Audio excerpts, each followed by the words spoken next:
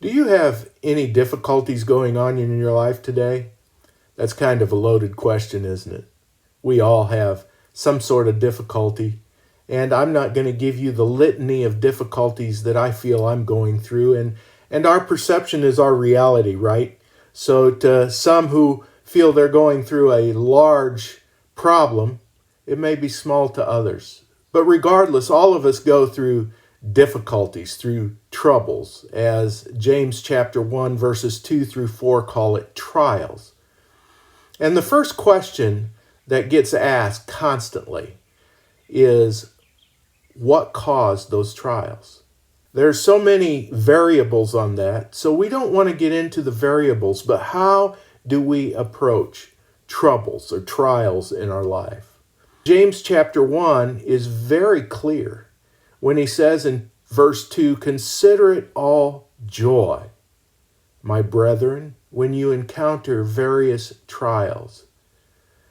The attitude with which we should encounter trials is not an attitude of negativity.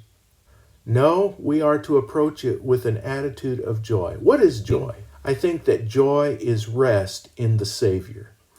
In anything that we do, we should rest in the Savior, knowing that He is in control of all things and that He will take care of us through even the most difficult of times. Verse 3 goes on and tells us what encountering trials with joy will produce. It says, knowing that the testing of your faith, knowing that trials will produce endurance. It'll help us to keep on keeping on, right? But what is the result of all this? Why go through this? Why even care?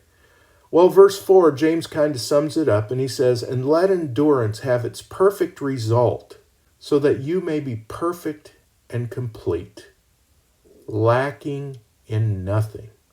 What James is basically saying, if we approach our trials, our difficulties with joy, resting in the Savior, knowing that He is in control, it will produce endurance so that we can keep on in our Christian walk.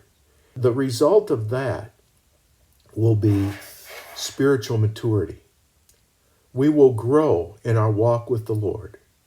The next trial will become easier to go through, and on and on. Because friends, I got to tell you, trials are not going to stop. Life is not perfect. We live in hope, knowing that one day things will be perfect.